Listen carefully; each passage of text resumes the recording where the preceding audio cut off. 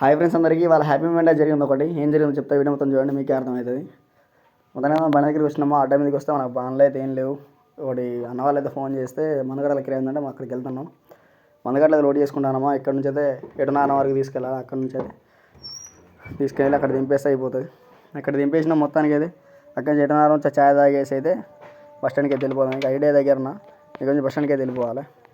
Driving లవర్స్కి ఎట్లా చాయ్ అంటే emotion మా. అక్కడ నుంచి మెకానిక్ షాప్ కాడికి వచ్చిన ఎప్పుడైతే మనం ఇక్కడనే చేపిస్తాం వరకు అయితే పురుషోత్తం అన్న. అక్కడ నుంచి అయితే వచ్చి మన బూట్లకి అయితే గ్రీజ్ అయితే పెట్టిస్తున్నాం. కుండలకి అయితే మనం ఫ్రీ ఉండదని చెప్పి 15 రోజులకు ఒకసారి మనం గ్రీజ్ అయితే పెట్టిస్తాం ఖచ్చితంగా. బూట్లకి అయితే కుండలు ఉంటాయి కదా, వాటికి అయితే పెట్టిస్తాం. బయాగ్ బండికి అయితే ఖచ్చితంగా.